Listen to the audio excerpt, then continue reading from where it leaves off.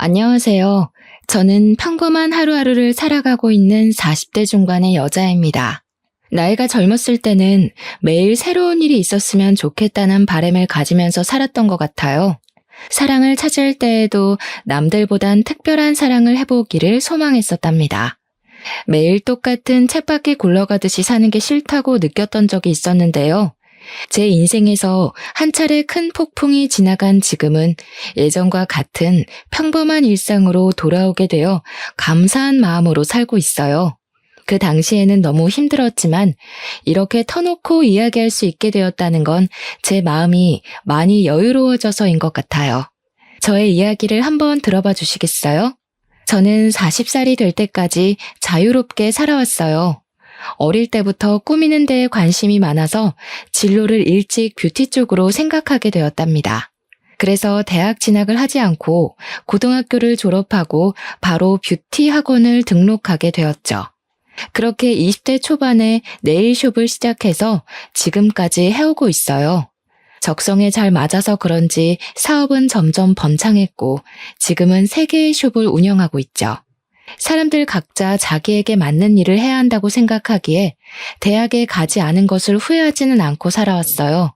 저는 어릴 때부터 제 생활비는 스스로 벌 수 있어서 자립도 일찍 하게 되었고 그 덕에 혼자 여행도 많이 다니고 하고 싶은 일은 해보고 살아올 수 있었거든요.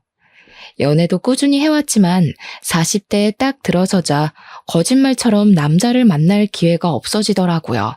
친구들은 이미 아이 키우고 있고 주변에 괜찮은 남자는 찾을 수 없으니까 조급한 마음이 들기 시작했어요. 결혼을 하고 싶다는 생각이 그리 많지는 않았는데 주변에서도 슬슬 걱정을 하기 시작해서 결혼 정보 업체에 가입을 하게 되었죠. 몇 번 주선해주는 분들을 만나봤지만 제 마음에 들지는 않더라고요.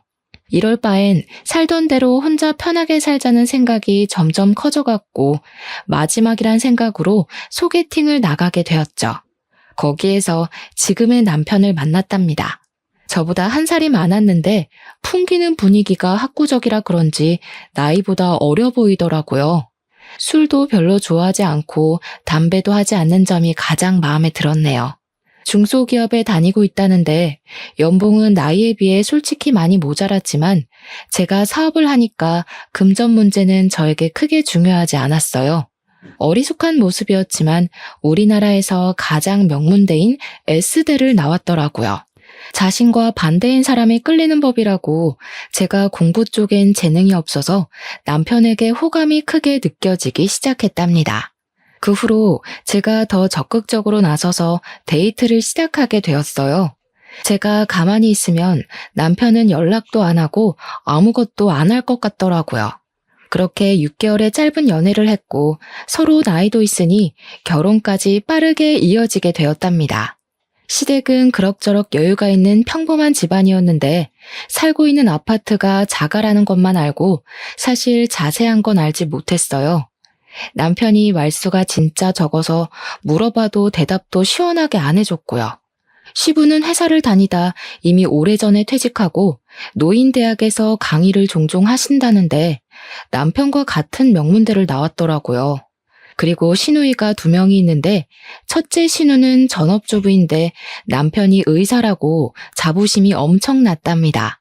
솔직히 재력이 있는 집안도 아닌데 어떻게 의사 사위를 뒀나 궁금했었는데요. 신우도 알아주는 대학교를 졸업했는데 거기서 지금의 남편을 만나 연애를 오래 하고 결혼했다네요. 시무가 첫째 신우 자랑이 대단해서 신우가 한번 집에 오면 공주 행차하는 것처럼 대접을 하더라고요. 첫째 신우 온다는 날에는 밥상에 소갈비찜은 기본이고 메뉴가 달라졌답니다. 둘째 신우는 2년째 미국의 유명 대학에서 박사과정 밟고 있어서 결혼식에도 오지 않았어요. 왔다 갔다 하는 비용이 더 든다고 하더니 제가 항공권 사준다니까 바로 불이 나게 오라고 전화하더라고요. 근데 둘째 신우가 시험이 코앞이라 못 온다고 수학이 너머로 어찌나 짜증을 내던지 제가 다 민망하더라고요. 자식들 모두 명문대를 나왔다는 게 시모에게는 인생의 최고 업적이자 자랑인 듯 보이더라고요. 시댁 갈 때마다 저한테 자랑을 얼마나 하는지 레퍼토리를 외울 지경이었답니다. 너 남편이 어렸을 때부터 영재 소리를 들었다. 고등학교 때는 주변 엄마들이 어떻게 공부시키는데 맨날 1등이냐고 물어봐서 밖에 나가는 게 힘들었어.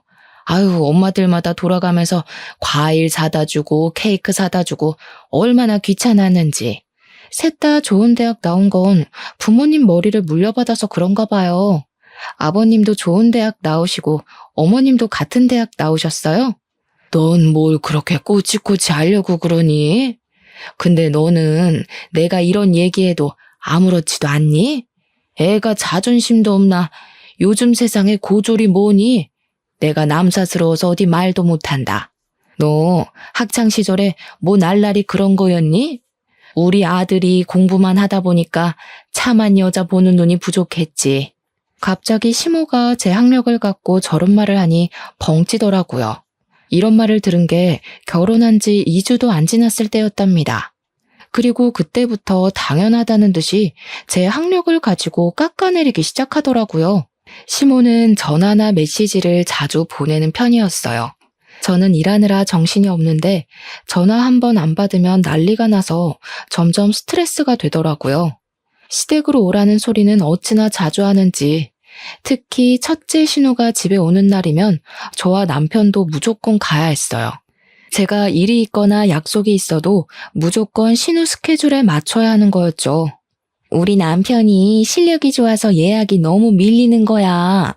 이럴 거면 그냥 개원해서 크게 하는 게 맞는 것 같지? 친구들도 자꾸 우리 남편 병원 예약 좀 해달라고 하고 피곤해 죽겠어. 다 네가 잘난 덕에 피곤한 건데 어쩌겠어. 우리 딸은 얼굴도 이뻐 공부도 잘해. 남편감도 대단한 의사로 데려오고 어디 빠지는 데가 없어. 세훈이 듣는데 민망하게 왜 그래? 어릴 때 공부해야 될 때는 공부를 해야 되고 결혼할 땐 결혼을 해야 되고 사람은 때를 잘 맞춰 사는 게 좋은 것 같아. 세훈이는 좀 타이밍이 안 맞았네요. 공부는 너무 빨리 놓고 결혼은 너무 늦게 했네. 그래서 우리 오빠를 만났나? 아가씨, 요즘 들어 볼 때마다 학력 얘기하는데 좀 불편하네요. 나 공부 못하지 않았어요. 하고 싶은 일이 있어서 빨리 시작한 거지 대학 못 간 게 아니에요. 말 좀 가려서 해요. 어머, 언니 대학 못 간 거 콤플렉스 있어요? 꼭 그런 사람들이 못 간 게 아니라 안 갔다고 하더라고. 신우는 얄밉게 웃으면서 자리를 뜨더라고요. 저는 은근히 무시하는 시댁 식구들의 태도에 점점 화가 쌓이기 시작했어요. 제가 이룬 커리어가 왜 시댁에만 오면 고졸이라고 후려쳐져야 하는지 이해를 못하겠더라고요. 저는 시부와 멍하게 텔레비전을 보고 있는 남편을 끌고 베란다로 가서 문을 닫았죠. 당신 어머니랑 아가씨 하는 얘기 다 들었지? 내가 그렇게 무시를 당하고 있으면 와서 한 소리 해야지. 어쩜 그렇게 가만히 있어? 왜 또 가만히 있는 사람 시비야? 너 고졸 맞잖아. 아니라고 하면 뭐 달라져? 솔직히 전문대도 아니고 고졸은 쪽팔린 거야. 그냥 가만히 있어. 남편이 거실로 가버리려길래 얼른 손목을 잡았는데 차갑게 뿌리치고 들어가 버리더라고요. 어이가 없어서 그 길로 바로 집에 가버리려고 가방을 들고 밖으로 나와버렸답니다. 남편은 저를 휙 보고는 무시하고 따라오지도 않더라고요. 저는 서러움에 눈물이 나려는 걸 꾹 참고 아파트 현관을 나왔죠. 그때 언제 밖에 나갔었는지 신우와 심해부가 팔짱을 끼고 걸어오더라고요. 저는 마주치기가 싫어서 어두운 쪽으로 몸을 숨겼답니다. 두 사람이 출입구 앞에 멈춰서더군요. 저는 숨은 모습을 들키면 더 우스워질 것 같아 꼼짝도 하지 않고 있었죠. 오빠랑 세훈이 와 있는데 진짜 꼴 보기 싫어. 고졸 주제에 가방은 비싼 거 들고 오고 그런다고 싸구려가 명품 되겠어? 형님, 거의 10년을 백수였던 거 다 알고 결혼한 거래? 고졸이라더니 진짜 결혼이 급했긴 급했네. 그 가방 갖고 싶으면 하나 사. 남편이 의사인데 그까짓 거 뭐라고. 사실 우리 오빠랑 결혼한 것만 봐도 어느 정도 급인지 나오잖아. 나이는 많고 갈 데는 없으니까 나이 많은 백수한테 시집이나 오고. 한심해 둘 다. 엄튼 형님 내외 어디 가서 말하긴 좀 불편하긴 하네. 백수랑 고졸 날라리라니. 앞으로 가족 행사 있을 때 친척들 앞에서도 쪽팔려서 어떡해? 그래도 골칫거리였던 오빠 데려가서 입혀주고 먹여주니 다행이지. 안 그럼 계속 우리한테 빌붙었을 거 아냐? 당장 둘 앞에 나가서 따지고 싶었지만 손이 부들부들 거리더라고요. 두 사람은 안으로 들어가 버리고 저는 튀어나올 것 같은 심장을 진정시키려고 애쓰며 차로 갔어요. 남편이 10년 동안 백수였다는 사실을 전혀 몰랐던 터라 큰 충격을 받았습니다. 어쩐지 모아둔 돈이 너무 없다고 생각했는데 결혼을 하려고 급하게 회사를 들어간 건 아닌지 의심이 들었어요. 제가 수입이 남편 월급이 너무 작긴 하지만 그래도 매달 안정적으로 나오는 게 어디냐는 생각으로 너무 안일하게 넘겼다는 생각이 들더라고요. 시모가 내 앞에서 티내지는 않았지만 그동안 남편이 집안에서 어떤 대우를 받고 살았는지 알 수 있을 것 같았어요. 그래서 저를 그렇게 쉽게 무시할 수 있었던 거였겠죠. 저는 남편에게도 속았다는 생각이 들고 시댁에도 너무 실망을 해서 당분간 어떤 이유로든 가지 않기로 마음먹었답니다. 그렇게 시모의 연락을 무시한 지도 오래 지났어요. 꽃이 잔뜩 나오는 동영상이나 건강에 대한 쓸데없는 정보 같은 걸 매일 보내서 스트레스를 많이 받았었는데 아예 차단해버리니 속이 다 시원하더라고요. 남편이 주는 생활비도 이상하게 점점 줄어가기 시작하더니 한 달, 두 달 건너뛰는 일도 생기기 시작했어요. 사실 남편이 주는 돈은 한 달 살기엔 너무 적었지만 그래도 티내지 않고 내가 더 보태서 쓰자는 생각으로 살았어요. 제가 거의 3배는 더 쓰면서 가정을 꾸려가고 있는데 남편에게 싫은 소리 한 번도 한 적 없답니다. 하지만 남편이 숨겼던 과거를 알게 되자 점점 정이 떨어져서 저도 싫은 소리를 하게 되더라고요. 월급은 매달 똑같은데 왜 생활비는 매달 다르게 주는 거야? 어디 다른 데 쓰고 다녀? 쓰긴 뭘 써. 야근하고 그러면 월급 더 나오는 거고 암튼 다 달라. 넌 회사 다녀본 적도 없으면서 뭘 한다고 그래? 너 돈 좀 번다고 유세 떠냐? 말 다 했어? 한 달에 생활비가 얼마나 드는지 알기나 해? 배달시켜 먹는 것만 해도 당신이 주는 생활비 다 써. 어떻게 돌아가는지 알려고 하지도 않잖아. 당신은 맨날 먹고 핸드폰하고 자는 게 최고니까. 네가 집구석에서 밥을 안 하는데 그럼 시켜 먹어야지 굶냐? 그럼 너 일하지 말고 들어앉아서 살림이나 해. 남편한테 따뜻한 밥 한 번 차려주지도 않는 게. 내가 아주 속아서 결혼했어. 진짜 사기 결혼 당한 게 누군데 이래? 내가 이런 말까진 안 하려고 했는데 당신 10년 동안 백수였다며? 난 회사 다닌 적은 없어도 내가 사업체 몇 개를 꾸리는 사람이야. 당신보단 내가 사회생활 훨씬 오래 했어. 왜 사람을 무시해? 너 그거 누구한테 들었어? 엄마야? 아씨야. 10년 아니야. 9년이었어. 그래, 너 잘났다. 대학 안 다니고 사회생활에서 얼마나 굴러먹었는지 모르겠지만 돈만 잘 벌면 다냐? 결혼 전엔 화도 잘 못 내고 심성이 고운 줄 알았지만 남편은 누구보다도 다혈질에 콤플렉스로 가득 찬 사람이었답니다. 자그마한 일에도 크게 화를 내고 과민하게 반응하는 게 예사였어요. 대화를 시작하면 거의 큰 소리를 치며 마무리가 되었기 때문에 우리는 서로 거리를 두며 대면대면하게 지내기 시작했죠. 저는 마음이 심란할수록 일에 더 열중했어요. 고용한 직원 수도 만만치 않았기 때문에 하루에 한 번씩 숍들을 돌아다니며 관리하다 보면 어느새 밤이 되어 있는 때가 많았답니다. 어느 날 시모가 계속 전화를 해대더라고요. 일을 하다가 핸드폰을 보니 세상에 10통이 넘게 부재중 전화가 찍혀 있는 게 아니겠어요? 그리고 바로 전화가 울리기 시작했고 저는 받을까 말까 고민하다가 결국 받고 말았답니다. 시모는 지금 당장 집 앞으로 자기 좀 데리러 오라는 말을 하더니 전화를 끊어버렸어요. 시모 목소리도 안 좋은 것 같아 어디가 아픈가 싶어서 차를 끌고 갔는데 아파트 출입구 앞에 시모가 서 있더라고요. 제 차를 보자마자 얼른 조수석에 타더라고요.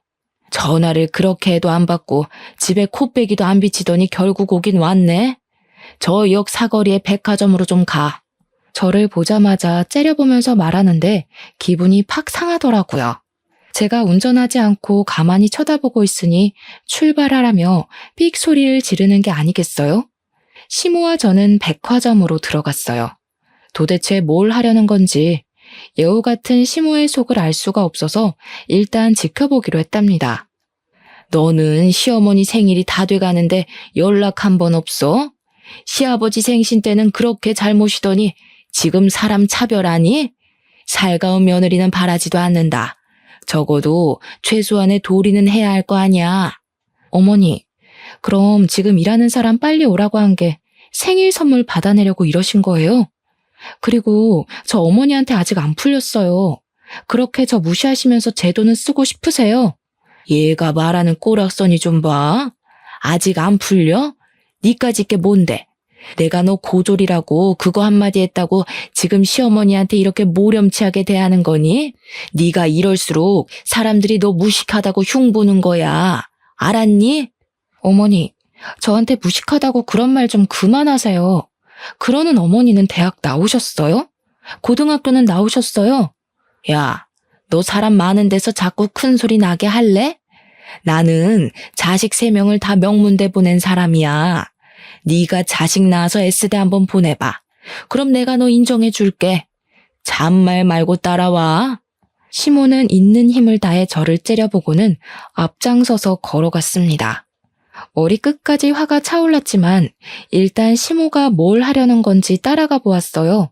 시모가 들어간 곳은 명품 매장이었죠. 너 지금 메고 있는 그 가방 여기 거 맞지? 그거랑 똑같은 거 색깔만 좀 다른 걸로 나 하나 사다오. 이건 어머니가 들기엔 너무 디자인이 튀어요. 그리고 이게 얼만지 아세요?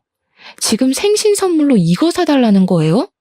너 시아버지 생신 때는 그 비싼 식당에서 밥도 척척 사고 선물도 비싼 걸로 가져오더니 나한테 쓰는 건 아깝다 이거야? 너 돈 잘 번다며? 네일숍이 3개라며? 학벌이 안 되면 돈으로 잘난 척 좀 해보라고. 아버님 생신 때 식당은 신우가 마음대로 예약한 거였고요. 그때도 신우가 오빠한테 하도 쏘라고 그래서 그냥 제가 낸 거였어요. 아무튼 결혼하고 처음 맞는 시어머니 생신인데 이깟 가방 하나 사주면 어때서 왜 이렇게 말이 많아? 네가 내 마음에 안 드는 거 사올까 봐 내가 미리 생각해서 데려온 거니까 잔말 말고 계산해. 여기요. 이 가방 다른 색깔은 없어요? 그 조용한 명품 매장에서 시모가 큰 소리를 치니까 사람들이 다 쳐다보더라고요. 그냥 나가버리면 시모가 더 난리를 피울 것 같아서 결국 계산하고 나왔답니다. 쇼핑백을 메고 의기양양하게 걷는 시모 뒤에서 터벅터벅 걸어가는데 앞서 가던 시모가 아는 사람을 만난 듯 인사하더라고요. 어머, 백화점엔 웬일이야? 이런 데 잘 안 오잖아. 어머, 여기서 뭐 산 거야? 이거 명품 아니야? 요즘엔 자주 오지. 우리 며느리가 내 생일이라고 가방을 사주네. 이런 거 필요 없다니까 굳이 끌고 와서는. 세상에, 첫째 아들이 드디어 효도를 제대로 하네. 옆에 며느리야? 아이고, 나이 많다고 걱정을 하더니 나이보다 젊어 보이네. S대 나와서 화장품 회사 한다더니 그래서 그런가 관리를 잘했나 보다. 지인이 저를 위아래로 훑어보며 떠들자 당황한 시모가 서둘러 지인과 헤어지고 걸음을 빨리 걷더라고요. 저는 기가 차서 시모 옆으로 바짝 따라붙었어요. 제가 S대 나왔다고 거짓말 하셨어요? 화장품 회사는 또 뭐예요? 혹시 친척들한테도 다 그렇게 말씀하셨어요? 시끄러. 우리 가족이 다 명문대 출신인데 고졸이라고 온 동네방네 떠들면 좋겠어? 너는 창피한 줄도 모르는 걸 보니까 일에서 얼마나 배우는 게 중요한지 몰라. 수준 떨어지게 쏴붙이지 말고 비켜. 시모는 오히려 저를 팍 밀치고 나가서 택시를 타고 가버리더라고요. 저도 살까 말까 고민하다가 어렵게 산 가방이었는데 이렇게 한순간에 시모한테 당했다는 기분이 드니 정말 짜증이 솟구쳤어요. 저를 며느리가 아니라 물주로 생각하고 있는 게 분명했으니까 말이죠.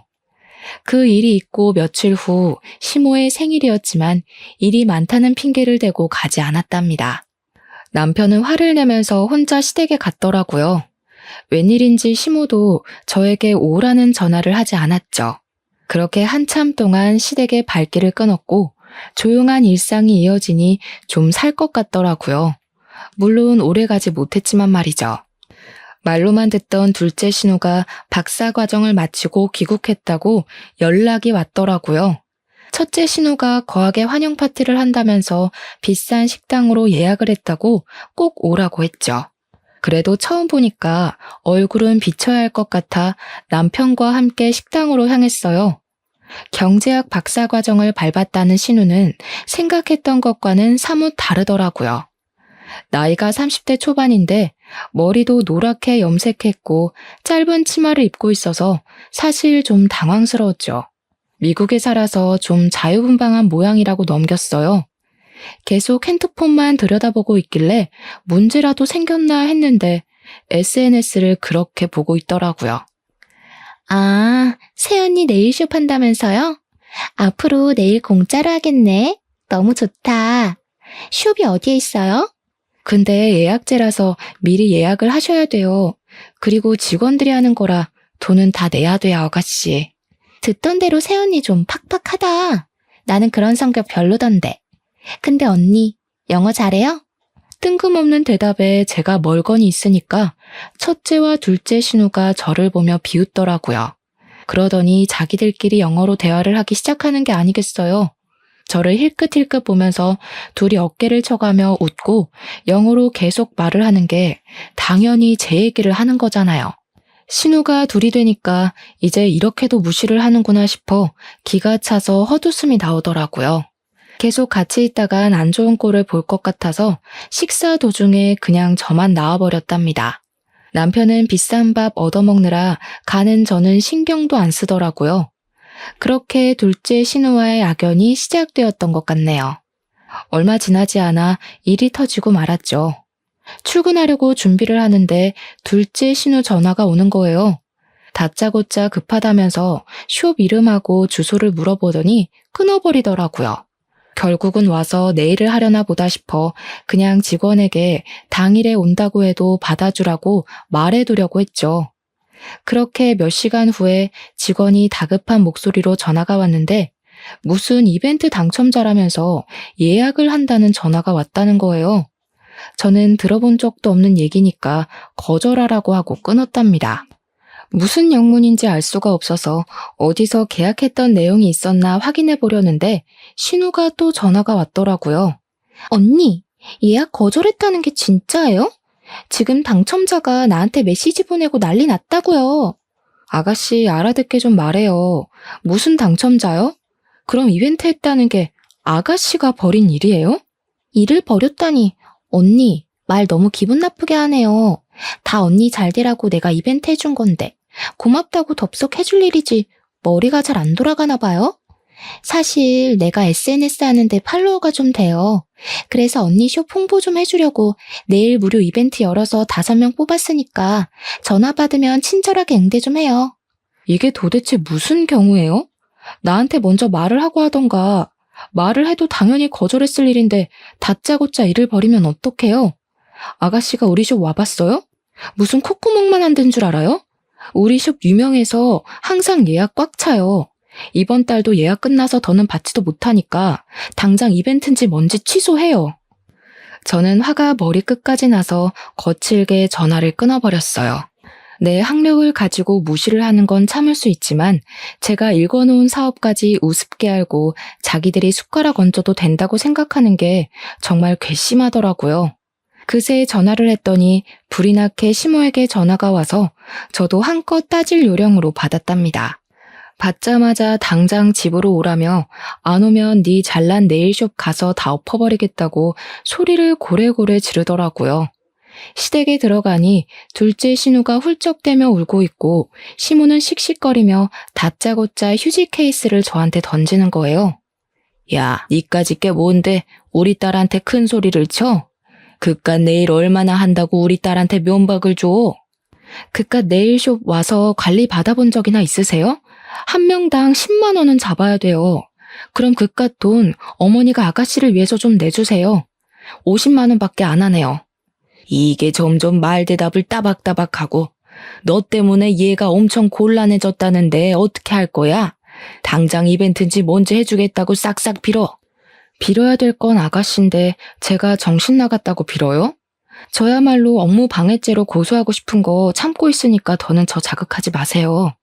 고작 그 말 하려고 바쁜 사람 오라고 하신 거예요? 그때 둘째 신우가 들고 있던 물컵을 제 얼굴에 촥 쏟더라고요. 저는 너무 갑작스러워서 눈을 동그랗게 뜨고 신우를 쳐다봤죠. 보자 하니까 우리 엄마한테 무슨 말버릇이야? 이 무식한 게. 언니가 말하는 게 다 맞았네. 나이만 먹은 게 머리는 텅텅 비고 싹수는 더럽게 없다더니. 저는 너무 화가 나서 신우 머리채를 확 잡아버렸어요.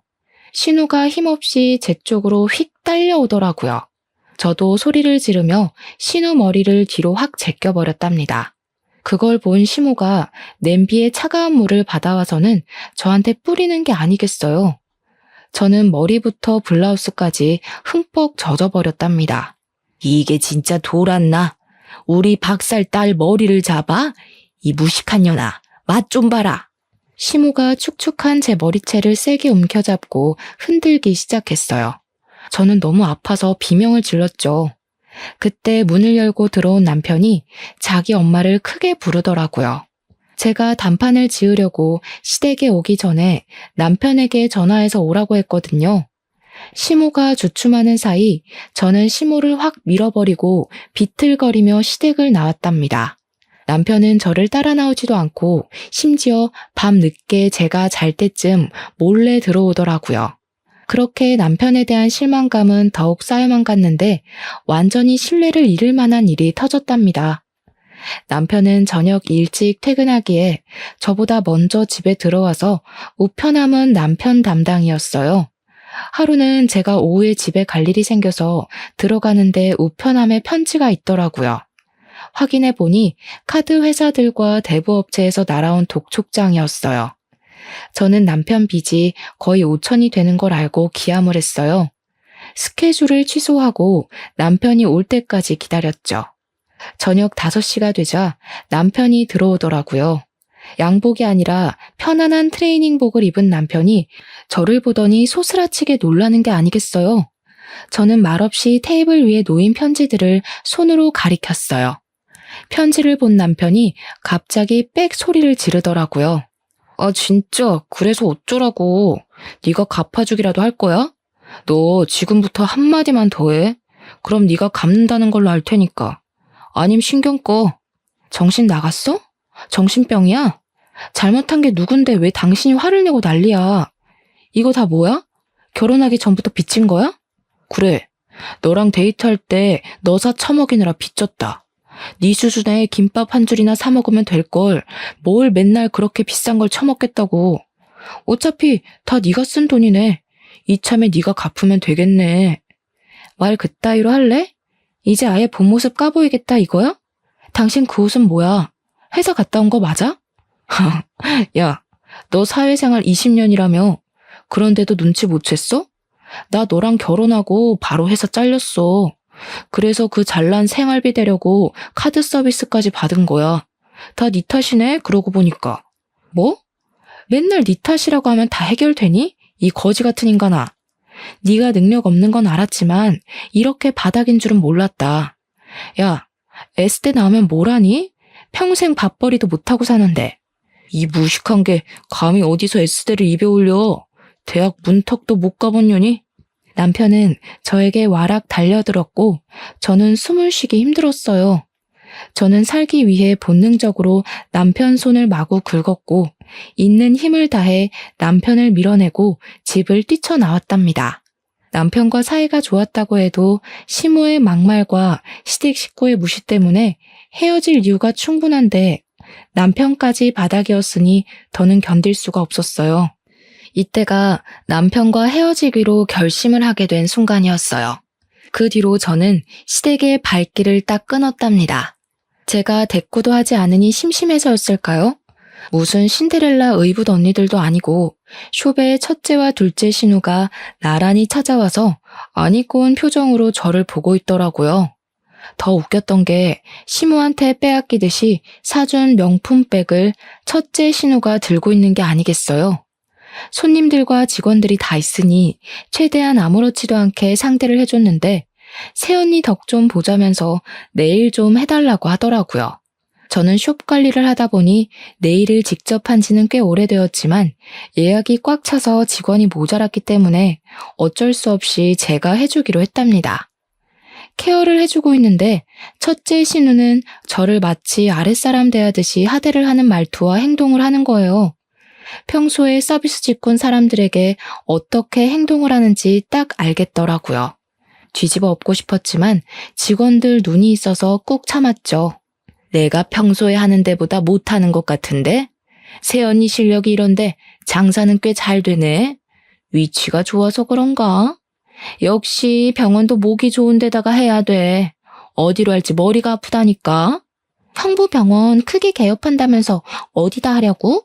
우리 집 근처에서 하면 가깝고 좋잖아. 한층 다 빌려서 하는 거야? 넌 형부 그릇이 그것밖에 안 될 것 같아? 층수 낮은 건물 통째로 차리려고 알아보고 있어. 친정 동네엔 너무 후지고 좀 돈이 있는 데서 해야 잘 되지. 아, 지금 알아보는 데가 새언니 친정 쪽인 것 같은데? 그래요? 나도 친정 쪽에서 숍 하나 더 내려고 찾아봐서 그쪽은 꽤 잘하는데 괜찮은 데 많죠. 콧구멍한 숍이랑 병원이랑 비교가 돼요? 새언니 은근히 자랑질 많이 하는 거 알아요? 무식해 보이니까 좀 고쳐요. 가족이니까 이런 말도 해주는 거예요. 저는 신우들을 빨리 보내려고 참을 인자를 새기며 내일을 마무리해 주었어요.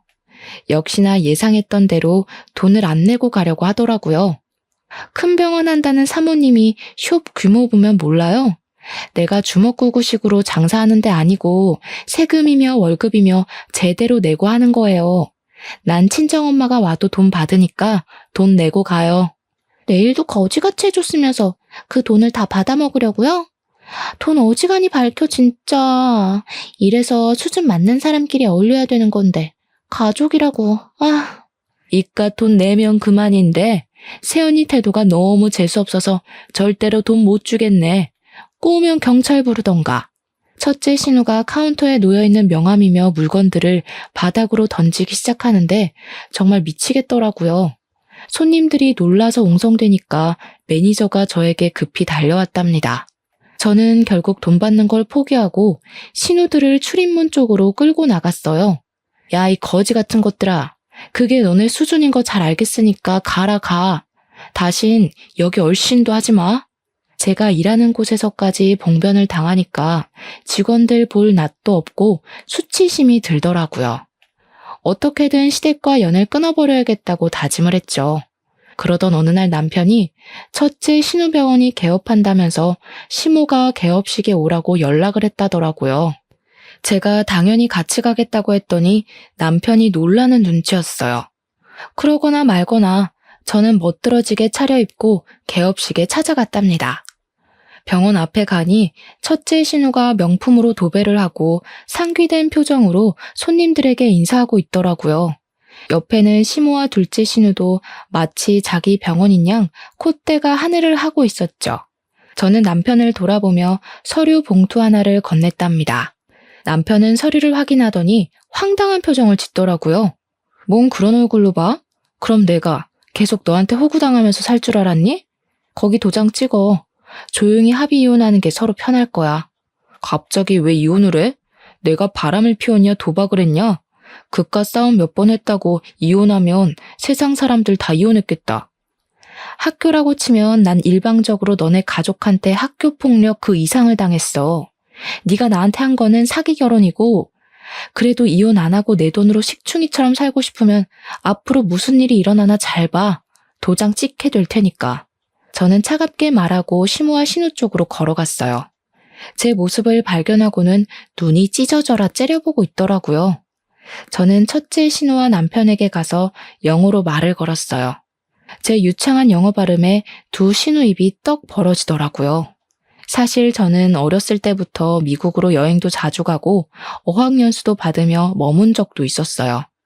여러 나라로 여행도 많이 다니면서 영어가 필수라는 걸 잘 알았기 때문에 꾸준히 공부했거든요. 거기다 네일숍 지점을 해외에도 내려고 준비하고 있었기에 현지 매니저와 영어로 통화하는 건 기본이었죠. 놀라서 저를 보고 있던 심해부가 갑자기 어떤 남자를 향해 황급히 달려가더라고요. 남자가 제 쪽으로 성큼성큼 걸어오자 심해부도 뒤를 졸졸 쫓아왔죠. 시모가 얼굴을 확인하더니 화들짝 놀라며 인사를 했어요. 바로 제 친정 아버지였거든요. 입이 떡 벌어진 심해부와 첫째 신우가 동시에 저를 바라보더라고요. 친정아버지가 개원한 병원의 건물주였기 때문이죠. 처음에 결혼할 때 친정아버지가 작게 사업하시다가 은퇴하셨다는 이야기만 했고 건물을 갖고 있다는 사실은 당연히 꺼내지 않았어요.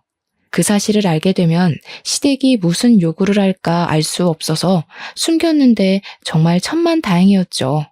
우리 아이가 이혼을 한다고 하는데 그렇게 되면 서로 부딪히는 게 껄끄럽지 않겠소?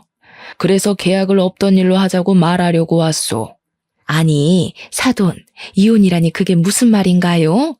그런 얘긴 들어보지도 못했는데. 근데 진짜 여기 건물주예요? 아니, 인테리어까지 다 끝낸 상태인데 건물주 마음대로 계약을 파기라뇨. 말도 안 되는 얘기입니다. 법적으로 대응하겠습니다. 그동안 있었던 일 우리한테 다 들었습니다.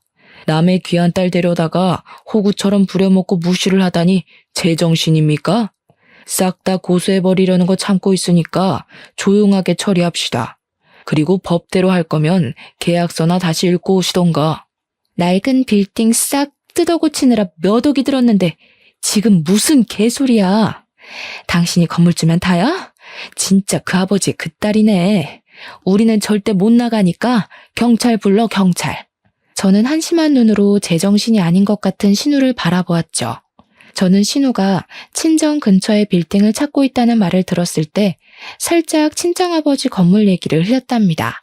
그리고는 바로 아버지에게 찾아가서 그동안 있었던 일을 다 이야기하고 이혼하도록 도와달라고 말씀드렸죠. 평소에 냉정한 성격인 아버지가 가만히 안 두겠다며 불같이 화를 내시더라고요.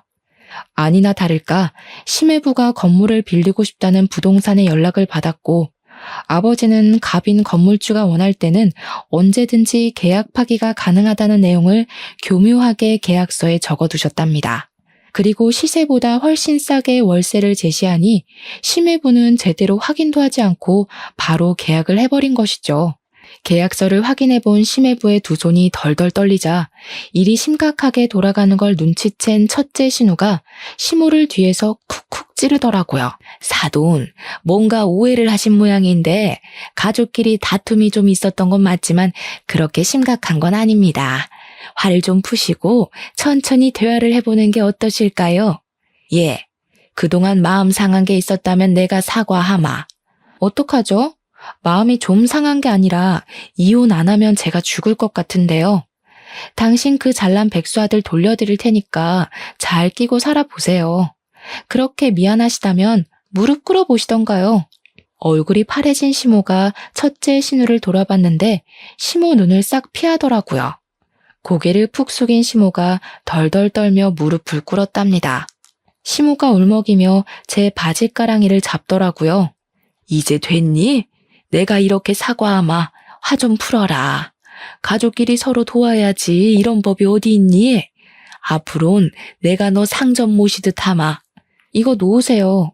진심으로 우러나와서 저한테 미안하다고 하시는 거 아니잖아요. 잘난 따님이 이렇게 된 건 다 어머님이 뿌린 씨 거둔 거니까 제 탓은 마시고요. 야, 이게 진짜 정신 나갔나? 네가 뭔데 우리 집을 풍비박 쌌네. 너 오늘 내가 가만 안 둬?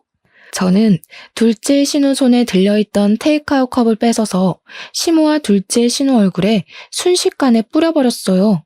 끈적한 포도주스가 두 사람 얼굴에 범벅이 되었죠. 지켜보던 남편 사색이 되어 풀썩 주저앉더라고요. 어머니는 모르시겠지만 제가 꽤 성공한 사업가거든요. 그래서 계산이 정확해서 빚지고는 못 살아요. 저번에 받은 거 돌려드린 거예요. 이해하시죠? 그러고는 조용히 핸드폰을 열어 녹음한 내용을 재생했고 영어 대화가 흘러나왔어요. 영어를 알아들은 둘째 신우가 제 핸드폰을 뺏으려고 달려들더라고요. 저는 재빨리 옆으로 피했고 신우는 땅바닥으로 고꾸라졌답니다. 어머니도 영어 못 알아들으시니까 무슨 내용인지 모르시겠죠? 제가 둘째 아가씨 다니던 학교랑 주고받은 메일도 있으니까 편지로 보내드릴게요. 못 믿으시겠다면 공증까지 해서 보내드릴게요. 하고 다니는 꼬락서니가 영 수상해서 그 박사과정 했다던 미국 학교로 전화를 해봤거든요, 제가. 근데 아가씨 이름이 없다네요. 저는 혼이 나가버린 시댁 식구들을 남겨두고 돌아섰답니다. 남편은 어떻게든 이혼은 안 하려고 했지만 저는 소송 이혼으로 완벽하게 이혼할 수 있었죠. 남편이 한 푼도 없었기에 정신적인 피해 보상이나 위자료는 받을 수 없었지만 저를 갉아먹는 시댁과 깔끔히 정리가 된 것만으로도 다행이라는 생각이 들었어요. 소송 과정에서 알게 되었는데 병원을 무리하게 개원하느라 막대한 빚을 졌던 첫째 신우는 살던 아파트까지 처분해야만 했고 첫째 신우한테 돈을 빌려줬던 시댁도 빚더미에 올라앉았다고 하더라고요. 전 남편은 여전히 백수로 지내며 늙은 시부모에게 빈대부터 살고 있고요. 둘째 신우는 미국에서 대학 합격했다고 거짓말하고 유학비 받아 흥청망청 유흥을 즐기며 살았던 게 들통나서 집에서 쫓겨나서 지금도 행방을 모른다고 하네요. 저는 여전히 숍을 운영하면서 바쁘게 살고 있고 가끔 혼자 여행을 다니며 재충전하는 것을 낙으로 여기고 있답니다. 결혼을 하고 그 사람의 가족을 받아들이는 건 정말 중요한 일이고 인생이 바뀔 수도 있는 사건인데요. 저는 남들이 정해놓은 기준에 맞춰 살아가려고 너무 성급한 선택을 했던 것 같아요. 폭풍 같던 시간을 지나온 자신을 더 소중히 여기고 이제는 저만의 박자에 맞추어 여유 있게 살아가 보려 한답니다. 여러분도 제 사연을 듣고 현재의 일상에 더욱 감사하는 마음을 가져보셨으면 좋겠어요. 들어주셔서 감사합니다.